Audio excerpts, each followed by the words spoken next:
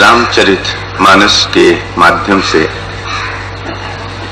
उनके गुणों की कुछ चर्चा की जाए। वैसे विचार के लिए श्री भरत का चरित्र लिया गया है,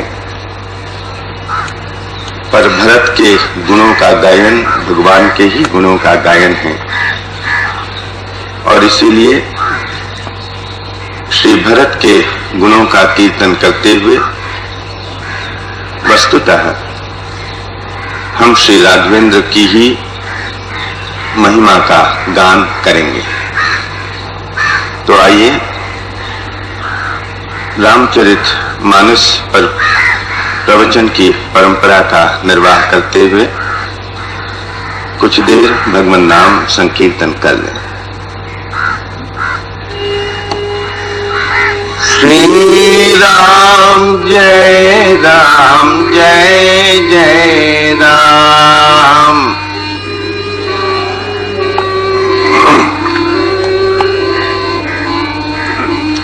श्री राम जय जय राम।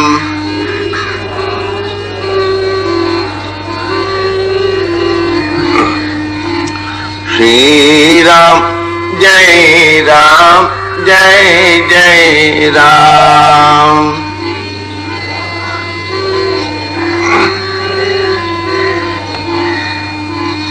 श्री राम जय जय राम।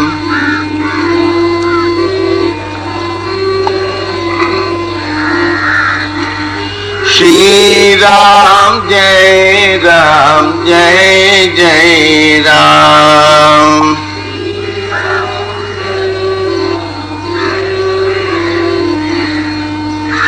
श्री राम जय जय राम।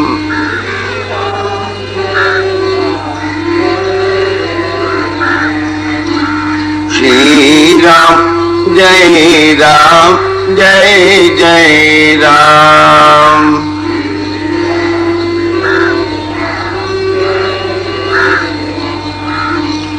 श्री राम जय जय राम। श्री राम जय जय राम।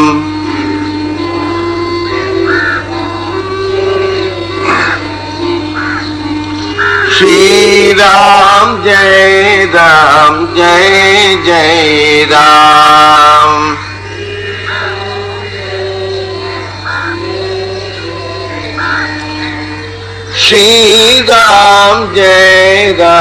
जय जय राम।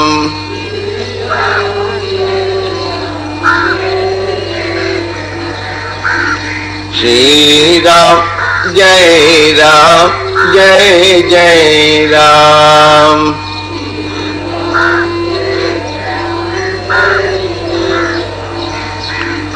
श्री राम जय जय राम।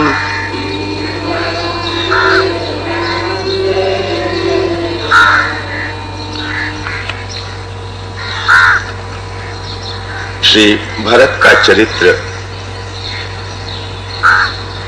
महर्षि वाल्मीकि ने भी अत्यंत सुंदर रीति से चित्रित किया है, पर जिन रंगों का उपयोग गोस्वामी तुलसीदास जी ने किया है, उनके चरित्र का अंकन करने के लिए वे अनुपम हैं और उनकी किसी प्रकार से तुलना नहीं की जा सकती। यदि रामचरितमानस में ऐसे कोई पात्र हैं जिनसे सबसे अधिक सामीप्य का अनुभव गोस्वामी तुलसीदास करते हैं, तो वे हैं श्री भरत। गोस्वामी तुलसीदास जी के मानस में जो आकांक्षाएं हैं धर्म के क्षेत्र की, जो आदर्श हैं आध्यात्मिकता के, वे सभी के सभी श्री भरत में मूर्तिमान दिखाई देते हैं और इसीलिए गोस्वामी तुलसीदास जी को लगता है कि यदि कोई व्यक्ति मुझे श्री राम के निकट पहुंचा दे सकता है तो वे श्री भरत हैं। अयोध्या कांड के अंत में, अयोध्या कांड आप जानते हैं श्री भरत के चारित्र का ही प्रकटन है और वहां पर गोस्वामी तुलसीदास जी जिन शब्दों में श्री भरत के चरित्र का वर्णन करते हैं वे बड़े ही मार्मिक हैं और ऐसा लगता है कि अपना हृदय ही गोस्वामी तुलसीदास जी ने उड़ेल दिया है। ऐसी वंदना जो हृदय को छू लेने वाली हो और किसी की उन्होंने नहीं की है। इतनी आत्मीयता और किसी पात्र के प्रति उन्होंने प्रदर्शित नहीं की है जितनी उन्होंने श्री भरत के प्रति की है। आप पढ़ते हैं अयोध्या कांड के अंत में जहां पर वे कह रहे हैं, सिया राम प्रेम पीयूष पूरन होत जन्म भरत को मुनि मन अगम जम नियम समुदम विषम व्रत आचरत को दुख दाह दारिद दंभ दूषण सुजस मिस अपहरत को कली काल तुलसी से सठनी हछि राम सन्मुख करत को। वे कहते हैं श्री राम प्रेम पीयूष पूर्ण होत जन्मन भरत को। यदि भरत का जन्म न हुआ होता, ये भरत कैसे हैं? श्री राम प्रेम पीयूष पूर्ण, सीता राम के प्रति प्रेम के अमृत से भरे हुए हैं।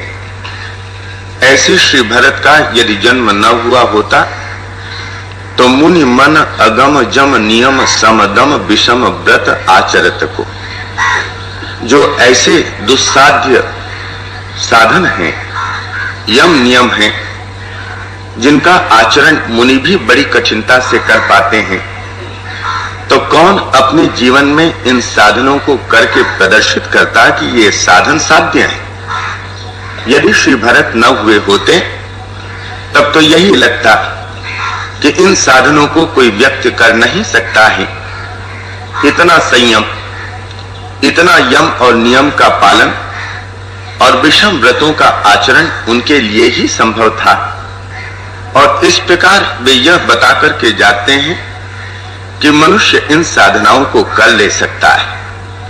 और फिर वे कहते हैं दुख दाह दारिद दंभ दूषण सुजस मिस अपहरत को, मानो अपने यश के बहाने वे किन बातों को दूर करते हैं यह वे बता देते हैं। दुखों को दूर करते हैं, दारिद्र्य को दूर करते हैं, दंभ को दूर करते हैं। सबसे बड़ा तो मनुष्य का दंभ है, जिसके कारण वह भगवान के पास पहुंच नहीं पाता है। और भरत का चरित्र ऐसा है जहां दंभ शून्यता है। किसी भी प्रकार से हम श्री भरत के चरित्र को देखें, कहीं पर कोई अभिमान की रेखा तक खींची दिखाई नहीं देती है। और इसीलिए गोस्वामी जी कहते हैं कि ये सारे गुण तो श्री भरत में हैं ही, पर जो सबसे बड़ा गुण वे मानते हैं वह यह है कि यदि श्री भरत न हुए होते तो तुलसी के समान 60 लोगों को भगवान श्री राम के उन्मुख कौन बनाता था। यह तो उन्हीं का कर्तृत्व था कि तुलसी जैसा शठ भी भगवान की ओर जा सका। यह गोस्वामी जी की अपनी विनय है, पर इस विनय के माध्यम से वे श्री भरत के कर्तृत्व का यहाँ पर कीर्तन करते हैं। वे यह बताते हैं कि यदि श्री भरत नहीं हुए होते तो शायद तुलसी नहीं जा सकता था, या तुलसी का मन भगवान श्री राम के चरणों में नहीं जाकर के एकाग्र हो सकता था, यह बात वे कहते हुए अघाते नहीं। यह पहली स्थापना है। और दूसरी स्थापना गोस्वामी तुलसीदास जी की यह है कि यह जो भगवान श्री राम हैं, उनके चरित्र का, उनके गुणों के गायन और श्रवण का जो फल होता है, वह श्री भरत के गुणों के श्रवण मात्र से सध जाता है। यह एक सूक्ष्म अंतर है जो गोस्वामी जी स्थान स्थान पर व्यक्त करते हैं। भगवान श्री राम की महिमा के लिए गायन और श्रवण, ये दोनों बातें उन्होंने रखी, पर भैया भरत के लिए उन्होंने केवल श्रवण ही कहा। श्रवण ही पर्याप्त है, उसके लिए गायन की आवश्यकता नहीं है। तो हम उनके उन छंदों को देखेंगे जहां पर उन्होंने यह भाव व्यक्त किया है, दोहों में, छंदों में, सोरठा में और उसी प्रकार चौपाई के माध्यम से। तो प्रत्येक अध्याय की समाप्ति पर उन्होंने कुछ छंद रचे हैं, दोहे रचे हैं। जैसे बालकांड में, बालकांड के अंत में वे कहते हैं, जहां पर वे यह बता रहे हैं, सीता जी और श्री राम के विवाह की बात पे कहते हैं, जहां पर वह कहते हैं कि सीता और राम जी का जो विवाह है, जे सप्रेम गावहि सुनहि। वे कहते हैं कि जो इसको गाते हैं और सुनते हैं सप्रेम, और उनके मन में क्या होता है जो सप्रेम गाते और सुनते हैं, तिन कहूं सदा उछाऊ मंगलायतन राम जसु। जहां पर उन्होंने कहा सिय रघुवीर विबाहु, सिय रघुवीर विबाहु, जे सप्रेम गावहि सुनहि, तिन कहूं सदा उछाऊ मंगलायतन राम जसु। गाते और सुनते हैं। जो अयोध्या कांड है, वहां पर श्री राम की बात ही नहीं कही, वह तो भरत का चरित्र के प्रकटन का कांड है।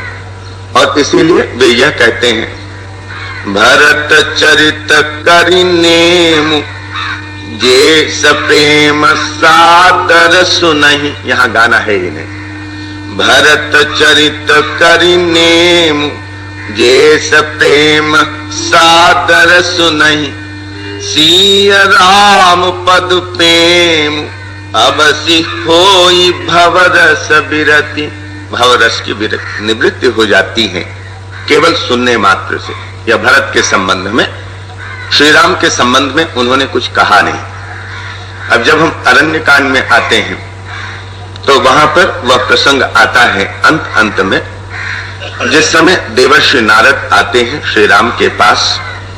वैदेही का अपहरण हो चुका है और श्री राम और लक्ष्मण वहां पर वन में बैठे हुए हैं, विचरण कर रहे थे पत्नी की खोज करते हुए, और अभी वे बैठे हैं। गोस्वामी तुलसीदास जी लिखते हैं, वहां पर देवता आते हैं, मुनि आते हैं, उनसे मिल करके जाते हैं। तह पुनि सकल देव मुनि आए, स्तुति करि निज धाम सिधाए। बैठे परम प्रसन्न कृपाला, कहत अनुज सन कथा रसाला। और ठीक दूसरी ही चौपाई उसके बाद, बिरहवंत भगवंत ही देखी, नारद मन भासोच बिसेखी। क्यों इतना अंतर में शोक क्यों उत्पन्न हो गया? मोर साप करी अंगीकारा, सहत राम नाना दुख भारा। यह बहुत विलक्षण पद्धति गोस्वामी जी के। बैठे हैं प्रभु, अनुज सन कहत रसाला, कथा कह रहे हैं अत्यंत रसीली। वहां पर देवता आते हैं, भगवान शंकर पार्वती जी से कथा सुनाते हुए कह रहे हैं कि वहां पर सारे देवता आए, मुनि आए, स्तुति की, अपने धाम चले गए। और फिर वहां पर कहते हैं बैठे परम प्रसन्न कृपाला। केवल प्रसन्न ही नहीं है, परम प्रसन्न ये कृपालु भगवान श्री राम बैठे हुए हैं कहत अनुज सन कथा रसाला, अत्यंत रसीली कथा कह रहे हैं। और नारद जी क्या देखते हैं? विरहवंत भगवंत ही देखी। नारद देखते हैं कि भगवान श्री राम विरहवंत हैं, विरहाकुल हैं। अब यह तो बड़ी विलक्षण बात है कि अभी भगवान शंकर देखते हैं कि वे तो अत्यंत प्रसन्न चित्त बैठे हैं और अपने बंधु के साथ रसीली कथा कह रहे हैं, और उसी क्षण जब देवर्षि नारद देखते हैं तो भगवान अत्यंत विरहवान मालूम पड़ते हैं। यही भगवान का चमत्कार है। यह सामान्य मनुष्य तो नहीं कर सकता। कितना भी कुशल अभिनेता हो तो जिस समय हंसेगा तो हंसता हुआ ही दिखेगा, वह रोता हुआ तो नहीं दिखाई देगा। कि कितना भी कुशल अभिनेता हो कि आप देखें तो मैं हंसता हुआ दिखाई दूं और वे देखें तो मैं रोता हुआ, ऐसी कुशलता अभी तक तो कोई अभिनीत नहीं कर पाया है। पर भगवान के संबंध में यह सब सत्य है। एक को वे हंसते हुए दिखाई देते हैं, उसी क्षण दूसरा उन्हें रोता हुआ देखता है। तो नारद को ऐसा लगा कि भगवान अत्यंत विरह में हैं और उन्हें लगा कि मैं ही इसका कारण हूं। मैंने शाप दिया था कि तुम भी इसी प्रकार दुख के भाजन बनोगे, तो प्रभु ने मेरा शाप स्वीकार करके यह दुख भी स्वीकार किया है। तो वे आए, चरणों पर गिर पड़े और फिर बहुत प्रकार से उनकी विनय की, क्षमा भी मांगी। फिर इसके बाद में जब प्रबोधन प्रभु करते हैं देवर्षि नारद को, तो देवर्षि नारद एक बात पूछते हैं। उन्होंने कहा, प्रभु मैं आपसे एक बात पूछूं, क्योंकि ऐसा लगता है कि आपके मन में मेरे प्रति कोई रोष नहीं है। प्रभु ने हंस करके कहा कि देवर्षि, आपके प्रति भला मेरे मन में रोष क्यों होगा? वह तो पूरा सद्भाव ही है। तब यह तो बताइए, तब विवाह में चाहूं कीन्हा, कही कारण प्रभु करें न दीन्हा। मैं उस समय विवाह करना चाहता था, आपने मुझे करने क्यों नहीं दिया? यह प्रश्न मैं जानना चाहता हूं। इसका उत्तर मैं मन में बहुत सोचने की कोशिश करता रहा, पर मिला नहीं है। समझ में नहीं आया कि आपने विवाह करने से मुझे क्यों रोका। आपके तो कितने भक्त विवाहित हैं, आप स्वयं विवाहित हैं। भगवान शंकर जी को आपने विवाह के लिए प्रेरित किया, जो विवाह करना नहीं चाहते थे, परंतु आपने ही उन्हें प्रेरित किया। और मैं विवाह करना चाहता था तो आपने करने नहीं दिया। इसके पीछे कोई कारण? तो भगवान कहते हैं, हाँ एक कारण है। वह कारण क्या है? मोरे प्रौढ़ तनय समज्ञानी, बालक सुत समदास अमानी।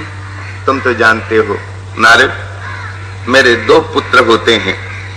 एक तो होता है प्रौढ़ और दूसरा होता है बालक के समान। तो प्रौढ़ होता है वह है जो ज्ञानी, जो रमा हुआ है सत्य और असत्य, नित्य और अनित्य के विवेचन के द्वारा, विवेक के द्वारा जो ज्ञान में रमा है, जो अहर्निश उस ब्रह्म का चिंतन करता है। ये तो मैंने ज्ञानी पुत्र हैं और इनको मैं प्रौढ़ मानता हूं। और बाकी जो दूसरे हैं, जो दास हैं, अमानी हैं, जिनमें किसी प्रकार का मान अभिमान नहीं है, जो सतत अपने को दास ही मानते हैं, जैसे तुम हो।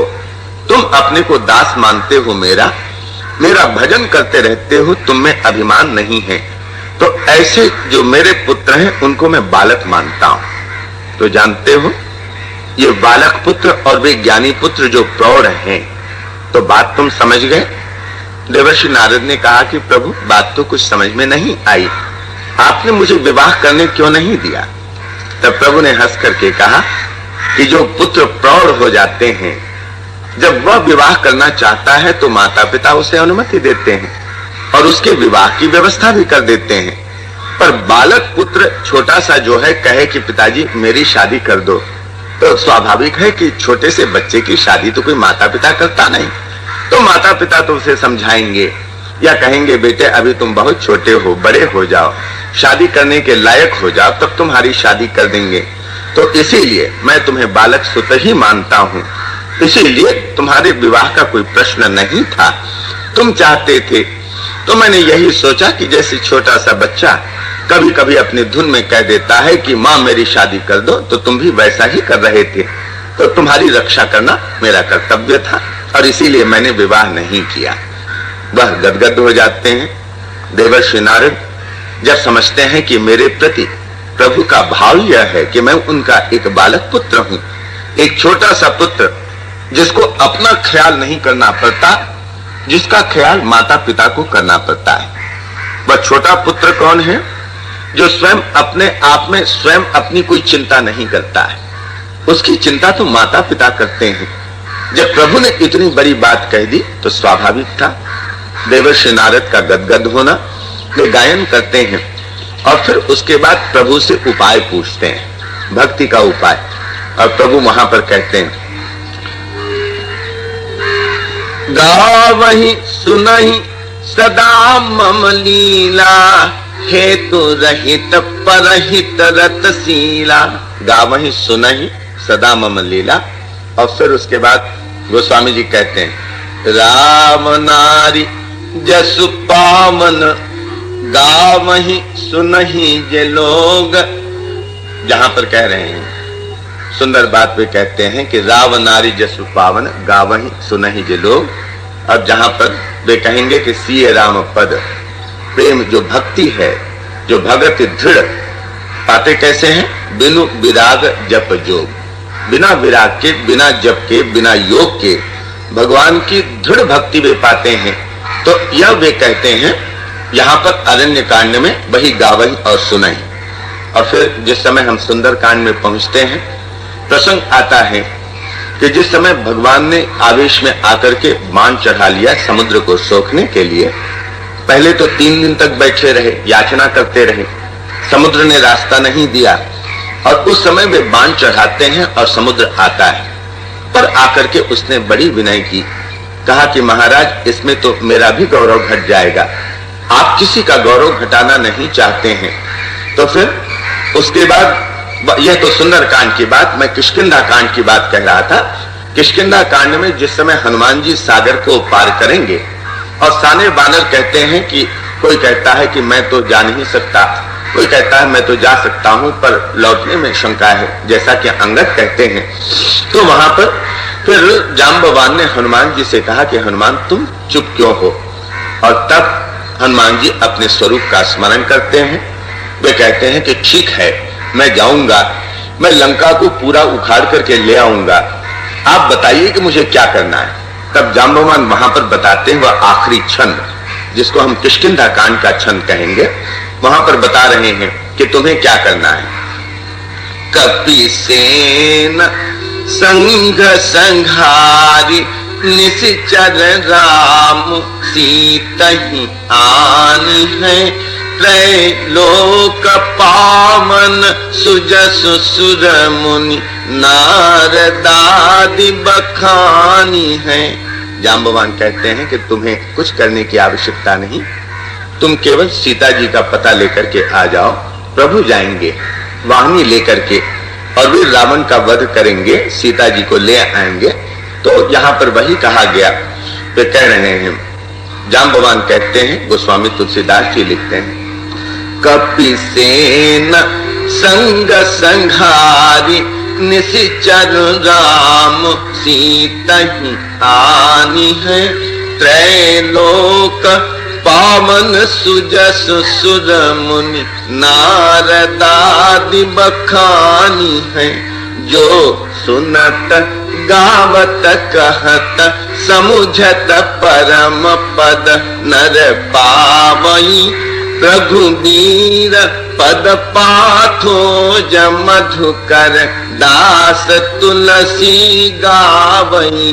तो यहाँ पर भी जो सुनत गावत कहत समुझत, यहां भी वही बात कही। और जो सुंदरकांड आता है आखिरी में, जो समुद्र की बात मैं कह रहा था, समुद्र ने हाथ जोड़ करके विनय की कि महाराज नल नील हैं, उनको आप बुला लीजिए, वे कुशल हैं इंजीनियरिंग विद्या में, शिल्प में, वे सेतु का निर्माण करना जानते हैं, वे करेंगे।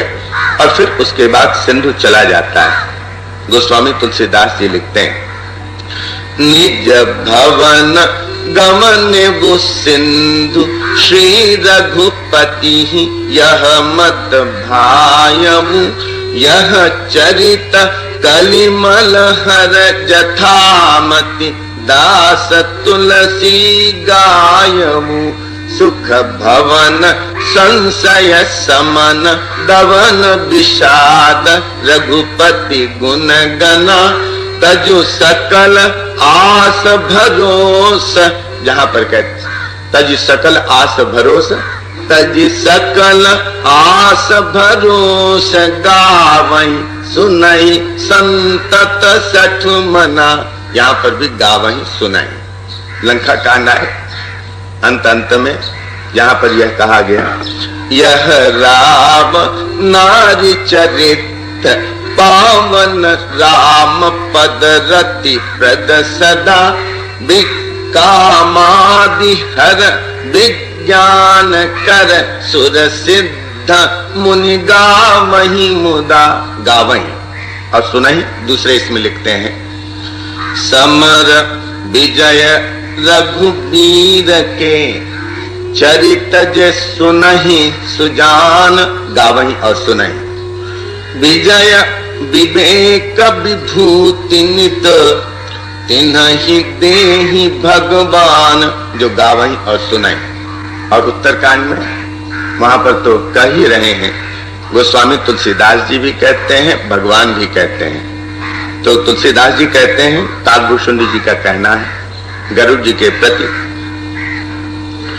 राम ही सुमिरिय गाय राम ही संतत सुनिय राम गुण ग्राम ही।